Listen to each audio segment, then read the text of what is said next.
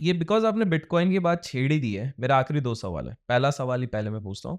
2026 में 2026 में आप ये बिटकॉइन और क्रिप्टो करेंसीज़ को कहाँ जाते हुए देख रहे हो? मैं रीज़न बताता हूँ क्योंकि इंडिया में बहुत लोगों को बहुत कन्फ्यूज़न है। करना चाहिए, नहीं करना चाहिए। कुछ लोग बोलते हैं बैन हो जाएगा। आए दिन आपने ये भी देखा होगा कि बहुत सारे ना क्रिप्टो ब्रोकर्स में भी कुछ ना कुछ निकला। कहीं पे कुछ स्कैम हो गया, कहीं पे हैकिंग हो गई। तो आपका क्या व्यू है 2026 में? देखिए, पहले मैं आप लोगों के कुछ मिथ को क्लियर कर देता हूँ। परफेक्ट। क्रिप्टो रिलेटेड सारे सब क्रिप्टो की बात कर ठीक रहे है। हैं। दोस्तों, आज से हम 15 साल पहले चलते हैं, जब ये डिजिटलाइजेशन जोर पकड़ रहा था, यानी कि बैंकिंग आप कंप्यूटर पे कर सकते थे। कितने स्कैम होते थे? हुँ, क्यों? क्योंकि first generation of banking on internet I थी। करेक्ट। तब ना तो इंटरनेट सिक्योर थे, ना हमारे कंप्यूटर सिक्योर थे, और हम लोग एक वायरस स्कैनर भी घुसा के रखते थे, जो कि आज मेरे ख्याल से कोई वायरस स्कैनर मैंने तो नहीं देखा कोई यूज करता होगा, जबकि वायरस उससे ज्यादा आ गए हैं। तो क्या है, वी आर इवॉल्विंग। ठीक है। तो क्रिप्टो भी अभी फर्स्ट जनरेशन सेकंड जनरेशन ही चल रही है, 5 6 10 जनरेशन पे पहुंचा नहीं है। ठीक है। तो पहली चीज ये कि इसमें क्या होता है, पूरे के पूरे एक्सचेंज भी हैक हो जाते हैं, but with every disaster they are learning new technologies, they are evolving with new technologies, and they are becoming more secure. Hmm, This is one. Two, India में ये लीगल टेंडर नहीं है।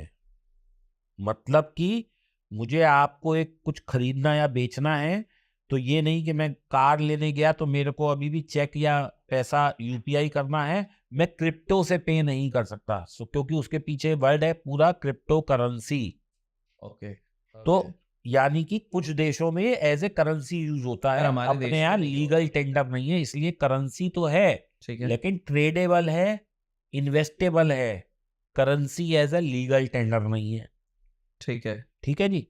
तो अब आप समझ गए कि बैन क्या है। बैन इज कि यू कैन नॉट ट्रांजैक्ट। मुझे आपको 100 रुपए देने हैं तो 100 का नोट ही लूंगा मैं, या यूपीआई लूंगा मैं। डिजिटल असेट में आपसे ये नहीं ले सकता। ठीक है। तो this is one part of it. सरकार ने कहा जी हम इसको बैन नहीं करेंगे, अभी सुप्रीम कोर्ट की रूलिंग आई है, और उन्होंने गवर्नमेंट को हिदायत दी है भाई इसका फ्रेमवर्क बनाओ। बैन करना कोई सॉल्यूशन नहीं है। ठीक है। तो now you can trade it, you can invest in it, but you can not pay me as a legal tender. Okay. अब जो लोग इन्वेस्ट कर रहे हैं उस पे 30% टैक्स और 1% टीडीएस है, वो देना ही पड़ेगा। इसका कोई हल नहीं है। हुँ, ठीक है, ठीक है। Which is not adjustable against your losses.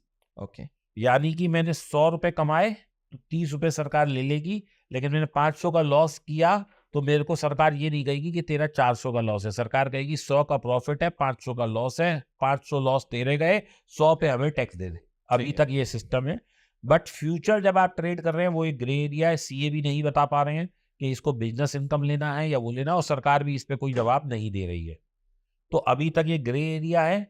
Future trading, क्योंकि इंडिया में जो है as a business income trade होती है, डेरिवेटिव बैक्ड है, तो इसलिए अभी तक ये ग्रे एरिया है, इसकी कोई क्लैरिटी नहीं है।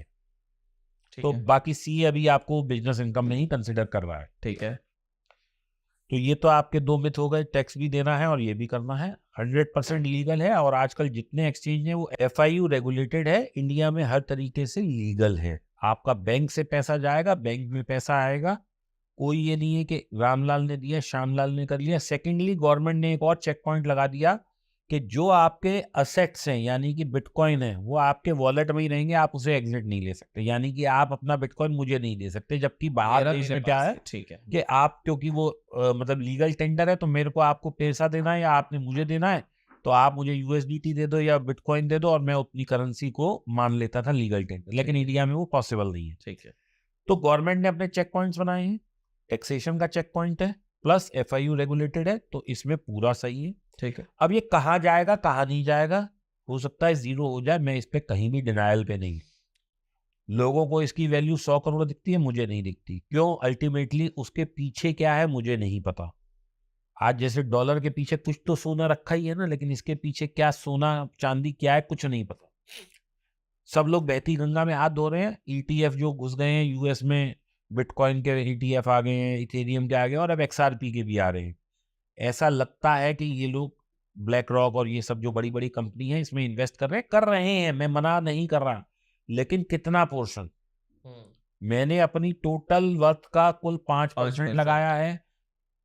डूब जाएगा मुझे फर्क नहीं पड़ रहा, लेकिन कुछ लोग ऐसे हैं जिन्होंने मेजर चंक ऑफ इन्वेस्टमेंट, क्योंकि इट लुक्स वेरी लुक्रेटिव कि आज 80,000 का बिटकॉइन है, कल 90,000 का हो गया, एक हफ्ते में ही 10,000 बढ़ गया, कहने को 10,000 बढ़ गया लेकिन वो है 12 से 13%। तो लोगों को वो बड़ा लुक्रेटिव लग रहा है और सब लेवरेज पे काम कर रहे हैं। लेकिन दोस्तों एक चीज समझ लेना, एक इसे डिस्क्लेमर ले लो, वार्निंग ले लो, या एक मेरा नोट ऑफ क्वेश्चन ले लो कि बिटकॉइन हो या कोई सा भी कॉइन हो, एक दिन में जब ये गिरने पे आता है तो 99.9% वैल्यू भी अपनी लूज कर सकता है, और पीछे की भी है।